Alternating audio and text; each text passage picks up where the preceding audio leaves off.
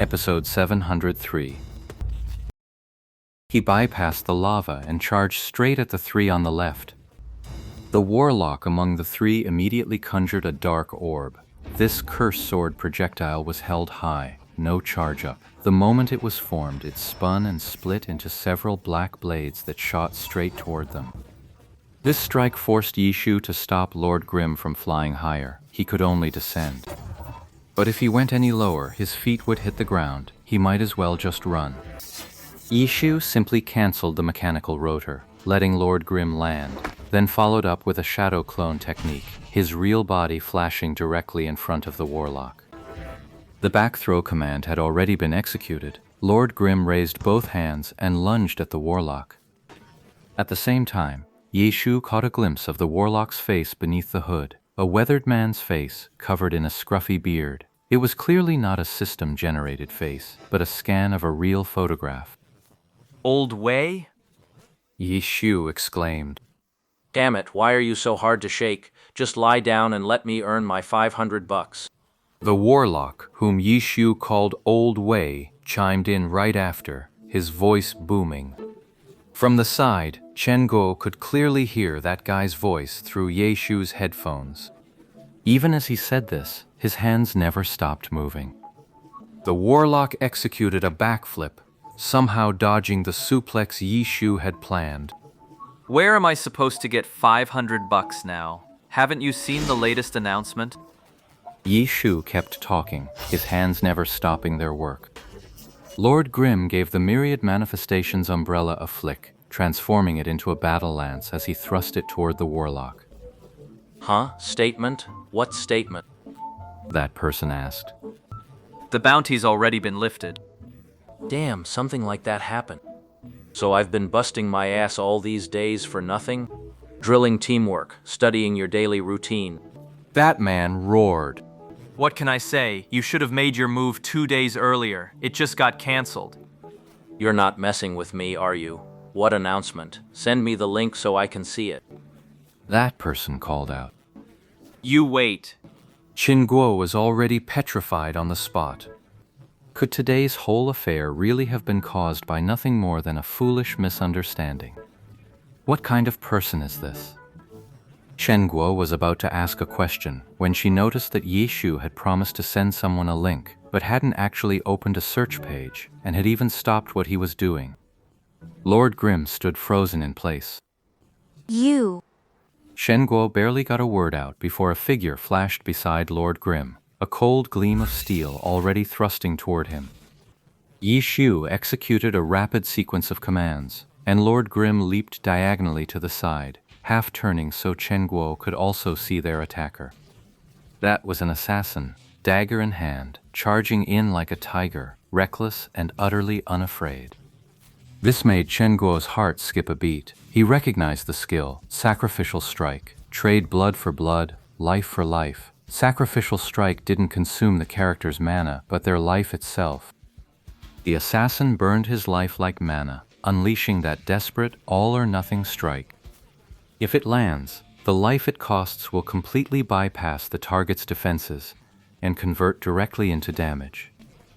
In other words, even an unarmed assassin, as long as they use sacrificial strike and land the hit, is guaranteed to deal damage at least equal to the life they burned. The amount of life burned would also scale proportionally with multiple attributes at the moment of the strike. The higher the skill level, the more life it can burn. Once the skill reached its peak, there was no longer an upper limit on how much life could be burned. Even burning it down to 0 was possible. The only catch was, once the skill ended, no matter the outcome, he'd be dead anyway. Life Sacrifice Strike was Glory's undisputed ultimate kill move, the only skill capable of a full health instant kill.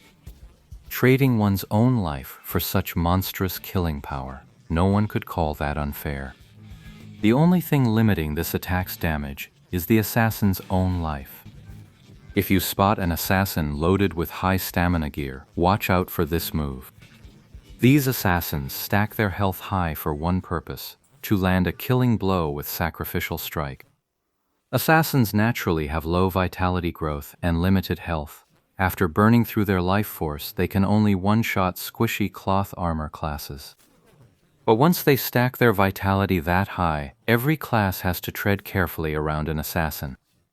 Just then, this assassin suddenly used Sacrificial Strike. Lord Grimm had the most balanced stat growth. His HP was neither high nor low, but the problem was his low level, compounded by his poor equipment.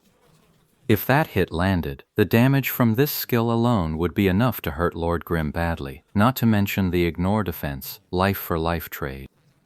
And with Lord Grimm's health not even full, it wouldn't be hard at all for this assassin to set up a one-shot kill. Lord Grimm dodged to the side, but the assassin had burned an immense amount of life, making this strike devastatingly powerful. Lord Grimm dodged, but the assassin's life-burning charge closed the gap in an instant. The leap didn't create distance, it only brought them closer. For Lord Grimm's stats to dodge a life-burning sure-kill strike like that was clearly too much to ask.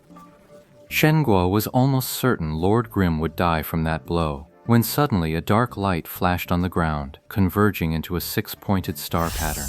A green-skinned goblin appeared dazedly within the summoning array, landing precisely in the gap between Lord Grimm and the assassin at that very moment. The poor goblin, still completely clueless about what was happening, let out a piercing shriek. The assassin's life-risking strike drove deep into the goblin's body. Damn! The assassin let out a scream as well, the poor goblin exploding into a bloody mist under his strike.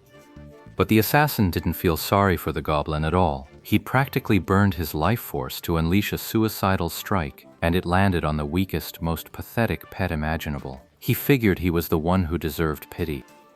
After using life sacrifice, you can't use potions or accept any healing skills for a set period. Otherwise, popping pills while a cleric gives you a massage, pulling off such a broken attack with zero risk, that would be way too comfortable.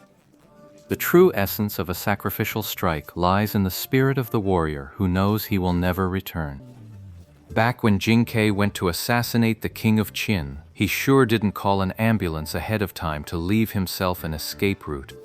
Damn it, I still missed. Is there no justice in this world? The warlock they called Old Wei roared out in utter fury. No need to tell me. I was watching you. Ye Shu struck back at the assassin as he spoke. The assassin had burned through his own life to kill a single green-skinned goblin, and now he was wallowing in grief, unable to pull himself together. Ye Shu seized the opening and rained down blows, but in the end, he ended up killing the assassin instead.